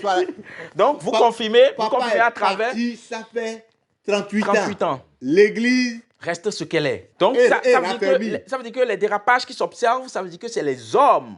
Non, ce sont les hommes. L'Église telle qu'elle est confiée à Papa Achofa. De ça, superbe. Maintenant, ce qui me pousse tout de suite à revenir à la charge, Papa Agbati, dites-moi, Jésus-Christ a confié une église à Papa Achofa. Et il dit, dans cette église, on n'adorera que Dieu et Dieu seul. Est-ce l'église de Papa Achofa dans ce cas ou l'église de Jésus-Christ? Papa Achofa lui-même a dit que c'est l'église de Jésus-Christ. Papa Achofa même a dit ça. Lui-même, il a confirmé. Ce n'est pas mon église, mais c'est l'église de Jésus-Christ. Et pourquoi beaucoup aujourd'hui attribuent l'église, la propriété de l'église à Papa Achofa? Non, on dit le Dieu d'Achofa. Le Dieu d'Achofa, non, voilà. C'est peut-être vous qui le dites. On a beaucoup de retours dans ce sens où c'est l'église de Papa Achofa. Si l'église est de Jésus-Christ, et Papa Achofa même le dit, Papa Aza, dites-nous, c'est quoi ce que Jésus-Christ même fait dans cette église? Jésus-Christ, pour prouver que c'est son église. Jésus-Christ est la pierre principale. Hein? Oui. C'est la pierre principale. Papa, le prophète fondateur, paix à son âme. Papa l'a dit, l'a chanté partout. En son temps, il s'était passé une situation où des dignitaires, certains pères de l'église étaient venus vers lui. Vers Papa Achofa. Pour régler un problème sur une paroisse. Et le chargé disait, sur ma paroisse, c'était... C'est-à-dire à chaque phrase, oui, ma paroisse. Et Papa Achofa dit, moi-même par qui la mission a été confiée, je n'ai jamais osé dire ma paroisse. Et toi, tu dis ta paroisse.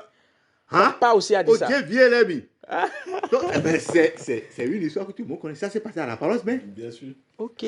Non, c'est pas même si tu Donc offrais.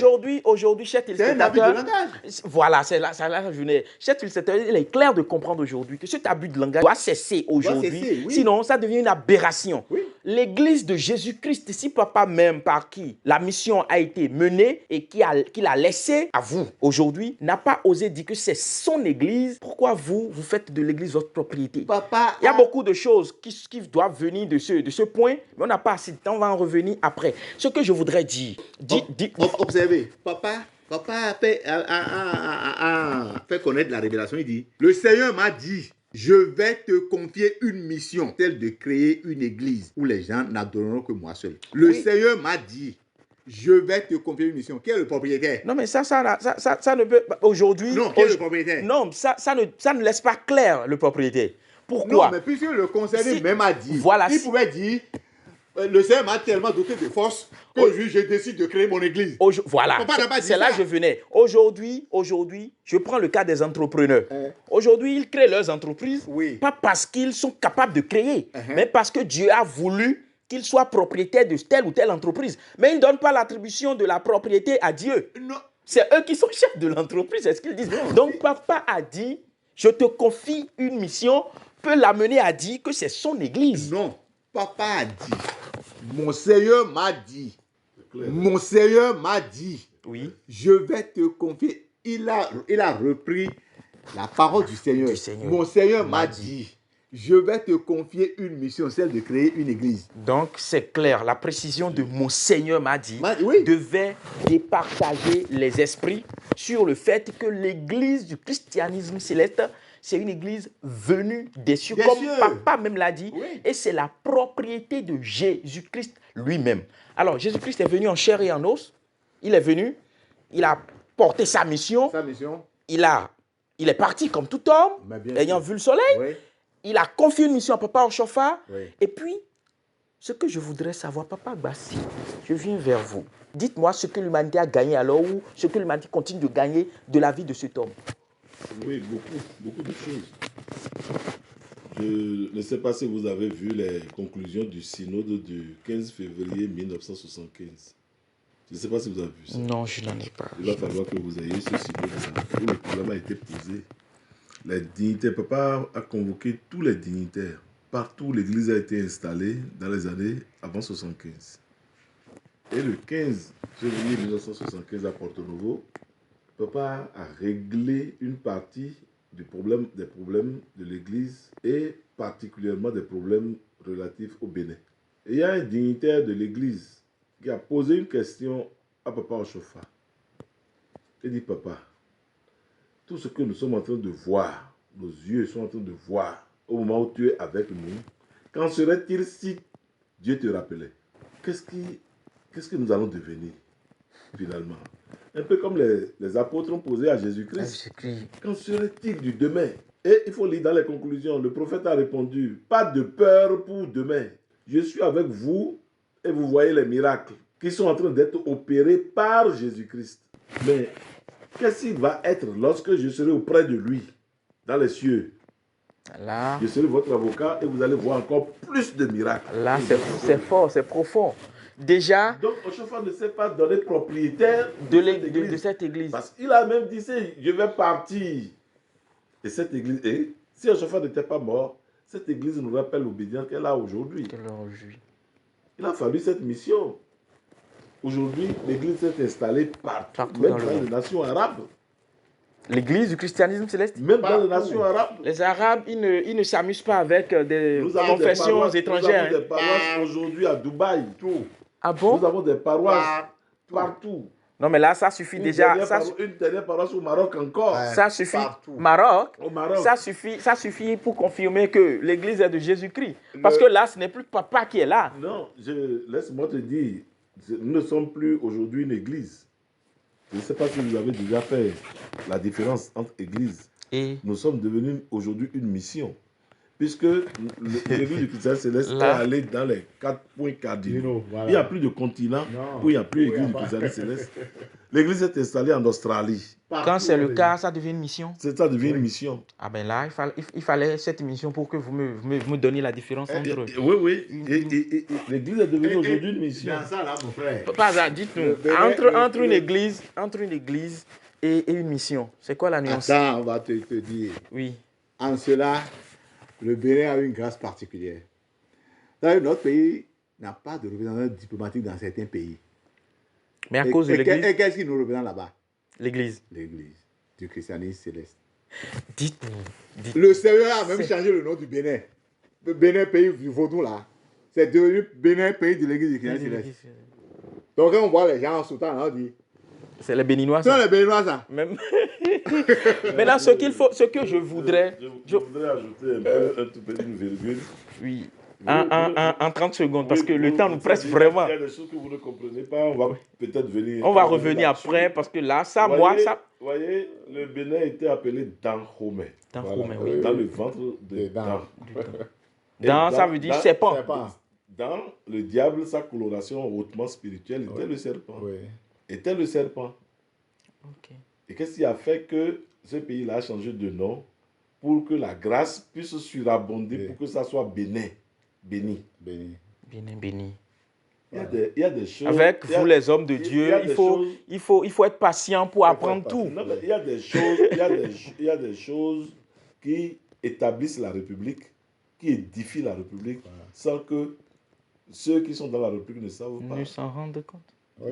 J'étais à une audience avec le président Mathieu Kérékou, paix à son âme, en 1996, avant la réconciliation entre le Nigeria et le Bénin. J'étais à l'audience et le président Kérékou disait, il y a une seule chose qui fait ma fierté dans ce pays. C'était le vaudou. Aujourd'hui, c'est le Bénin chrétien céleste. C'était le vaudou, aujourd'hui, c'est le Bénin chrétien céleste. C'est le président Kérékou qui dit ça.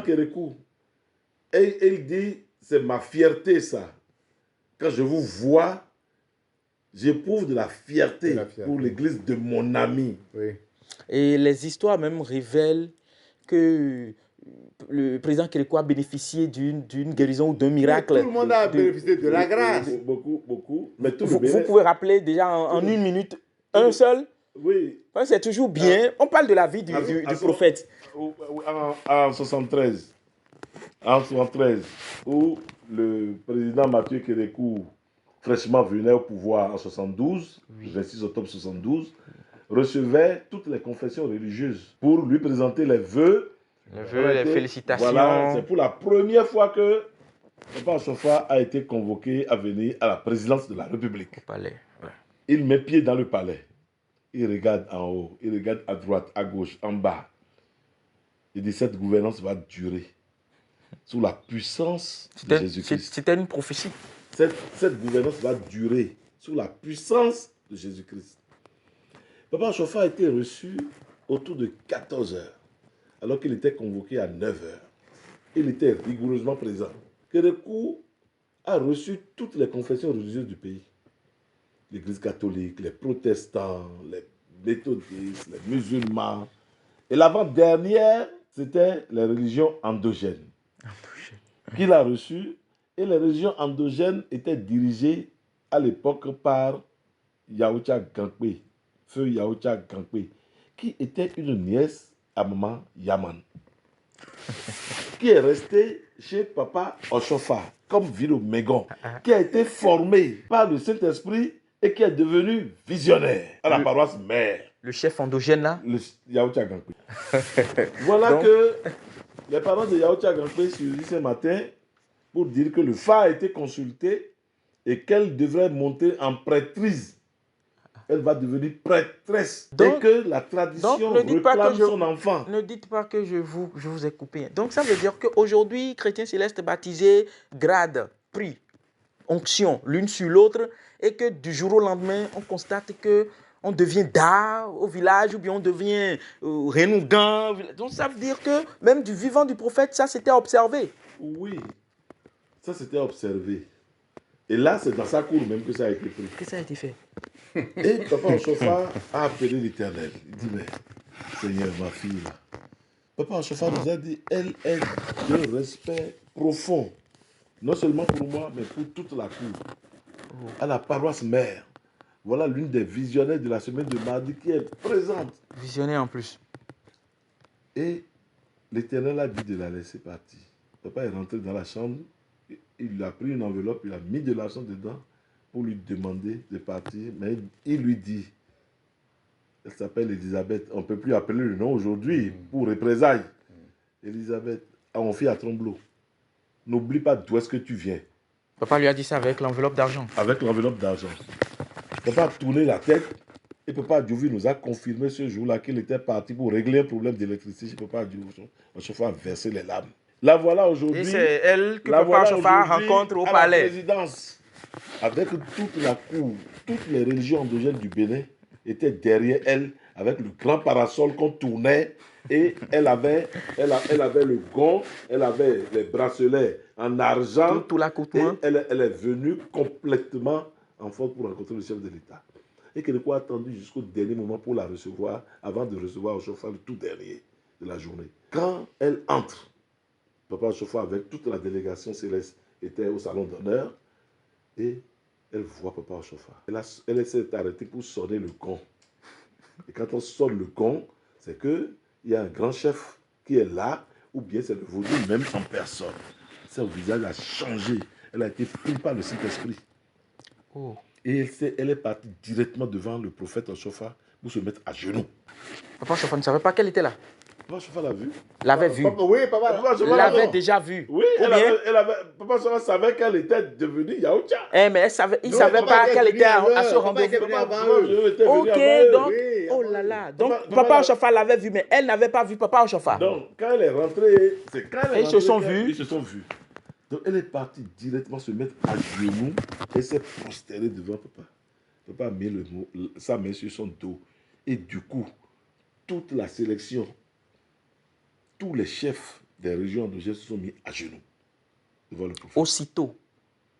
Et le prophète. Mais le numéro 1 le chef est à genoux. Toi, tu vas faire quoi? Et le prophète a regardé tous ses amis, tous les chargés, tous les qui l'ont accompagné. Il les a regardés. Et puis, il s'est rabaissé. On ne peut plus appeler son nom aujourd'hui. Parce que quand tu appelles son nom là, ça peut devenir autre chose. Et le prophète Elisabeth. Papa Dédé. Ah. Ça peut faire du bruit. Oh. Beaucoup de bobo. Elle s'est mise à genoux. Elle a sonné le gong. Elle a prié, elle a remercié Papa. Papa a parlé avec elle. Elle a dit, okay. Quand le protocole d'État arrive, la religion endogène, Maman Yaoucha Gangpe et toute sa cour, au chef de l'État. Donc, Papa, il doit d'Agbeni. Et elle s'est levée. Elle est partie à son épouse. Elle a fait la libation pour dire comment est-ce que la gouvernance va être. Elle a dit tout. Le président les a reçus. Et après, le président de la République est venu les escorter. Ils ont fait la photo de famille dans le hall. Et Kérékou est parti directement pour venir saluer le prophète. Et il est rentré. Son Excellence, le révérend Samuel Biléou Joseph Ochofa, pasteur de l'église du christianisme céleste, au chef de l'État. Kayo Mimo. Tout le monde s'est levé. Lui devant. Et puis on arrive. Kérékou, il dit, comme tout le monde a enlevé les chaussures, il faut que moi-même j'enlève le bras de quai. Il a enlevé, il a jeté ça là-bas. Le prophète s'est mis à chanter. Ouais, j'ai mis mes beaux dos. Quand il a chanté, la salle a fait que le couple tremblait. Son chauffeur était céleste. Le chauffeur de Kérékou. Paul. Il tremblait, puis l'esprit a pris Paul devant le président de la République. Paul le mettre dans un coin. Kérékou n'en revenait pas. Il regarde. Il dit non, révérend, asseyez-vous. J'entends parler de vous. On me parle de vous par ici, par droite à gauche. Mais aujourd'hui, je voudrais vous voir moi-même. Je voudrais vous voir pour savoir qui vous êtes d'abord. Et Ochofa répond, je ne suis qu'un ouvrier du Seigneur. En plus. Je suis un révolutionnaire missionnaire. Ah.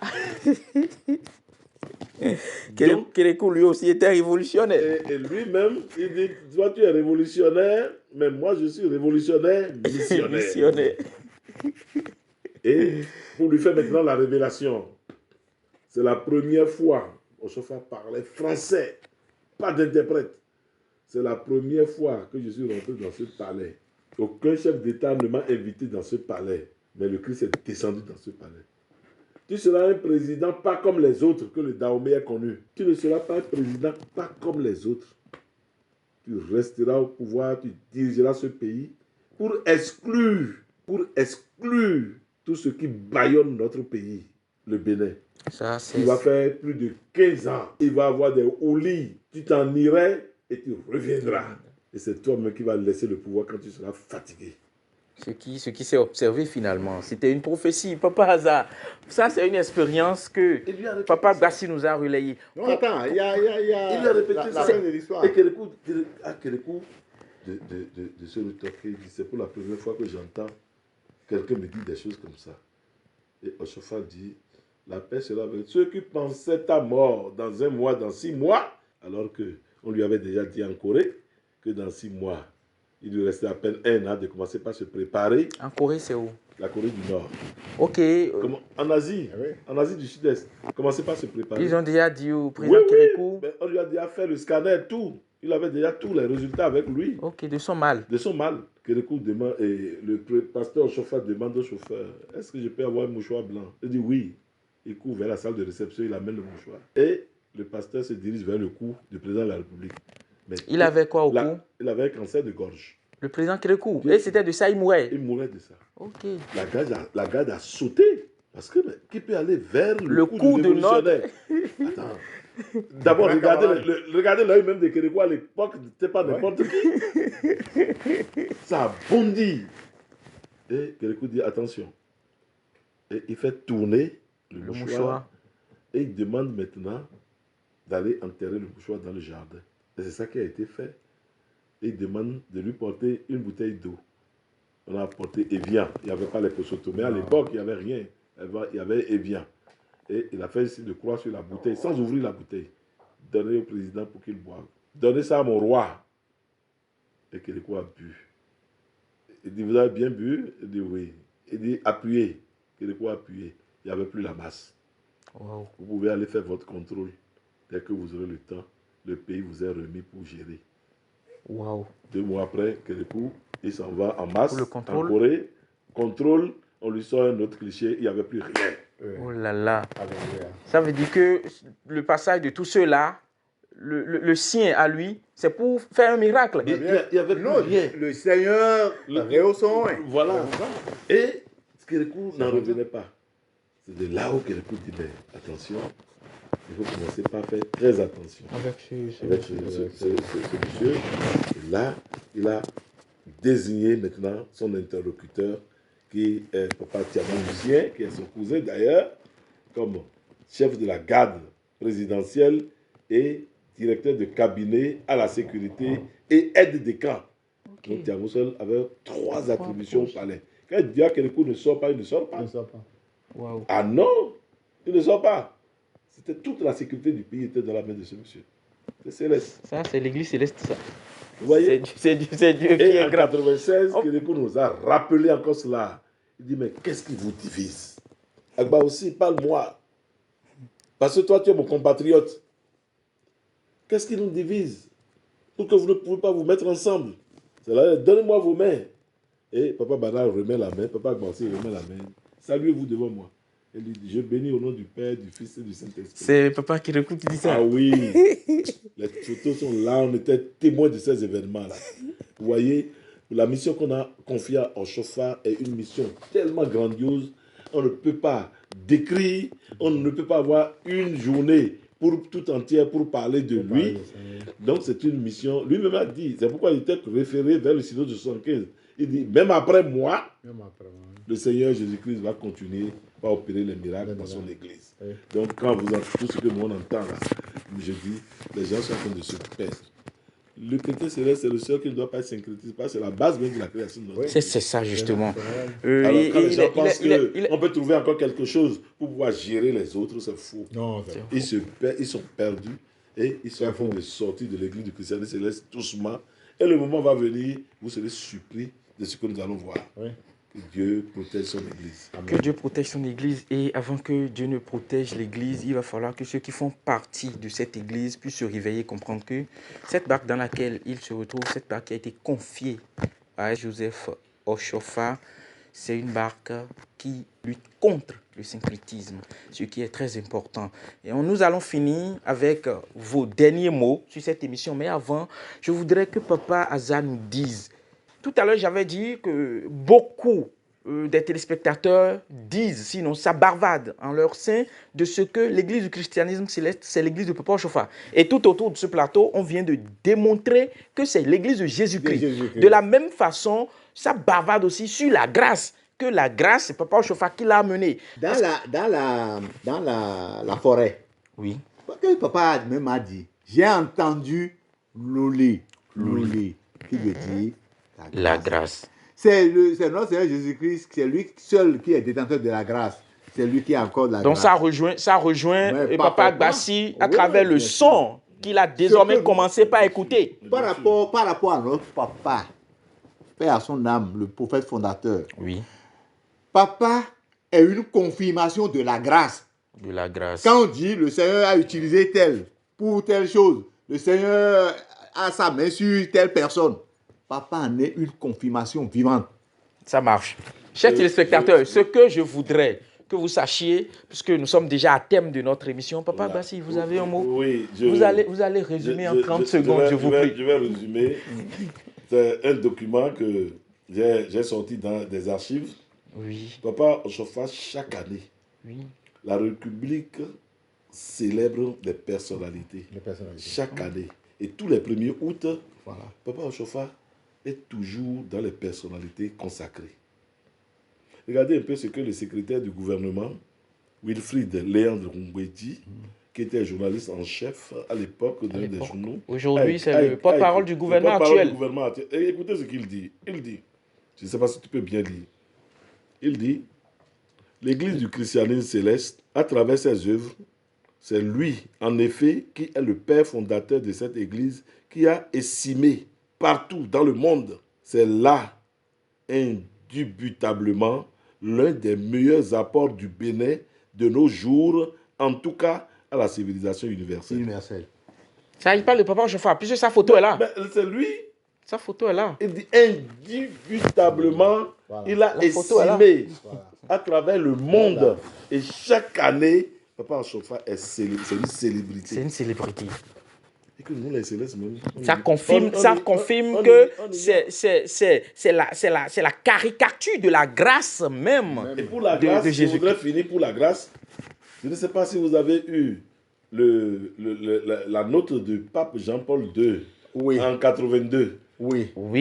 Pape Jean-Paul II a dit, il n'est pas seulement un prophète. Non. Mais il n'est pas... Il avait la main dans la main du prophète Oshofa. Et il tremblait. Il n'est pas seulement un prophète, mais c'est un disciple de Jésus-Christ. Mais ça rejoint ce que Papa Aza vient de dire. Ce qui est important de savoir sur cette émission, c'est qui est SBJ Oshofa. Et de long en large, des points débattus autour de cette émission. C'est clair de confirmer que Samuel Bleu Joseph Oshofa est un prophète. Nous sommes à thème de cette émission et les velléités qui s'observent, qui s'entendent à travers la personne de Samuel Bleu Joseph Oshofa, je pense qu'aujourd'hui, autour de ce plateau, il serait clair et compris que cet homme, même sa mémoire, doit être respectée. C'est ce que d'ailleurs déjà nous commémorons aujourd'hui. Vous avez un dernier mot, Papa Aza? Je dirais simplement...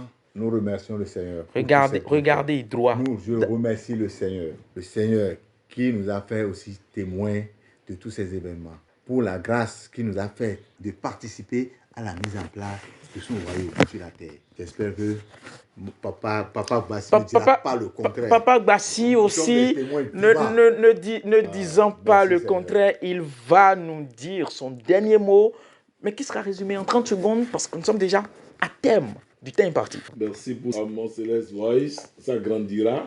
Amen. La grâce qui est donnée à Papa Oshofa va s'étendre sur cette entreprise. Amen. Pour que cette grâce soit publiée à travers le monde. Amen. Et que ceux qui sont en train de dérouter, c'est de ceux-là que je veux parler. Nous avons parlé du syncrétisme. Ceux qui exercent encore ce syncrétisme, qu'ils fassent très attention, qu'ils aillent vers une repentance totale pour pouvoir bénéficier des grâces qu'on a accordées au prophète Oshofa. Le contraire étonnerait tout le monde. Que Dieu nous bénisse. Le contraire étonnerait tout le monde. Amen, papa. Et moi, pour finir, je dirais, la grâce, elle est abondante. Quand Dieu disait dans Isaïe, j'ai exaucé un peuple qui ne me demandait rien. J'ai écouté les prières d'un peuple qui ne me cherchait même pas. Et je lui ai dit, me voici.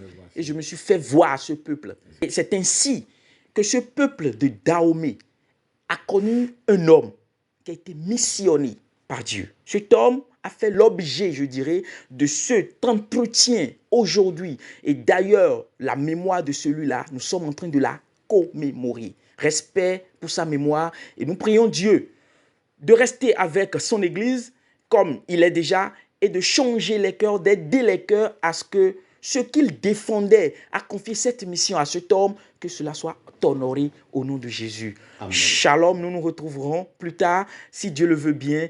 Bye. C'est Actu, une émission de perfectionnement, de conseil et d'orientation. C'est Actu, une émission qui traite les actualités au sein de l'Église du christianisme céleste. Animée par les voix de la Sainte Église venue des cieux pour le monde entier. C'est Actu.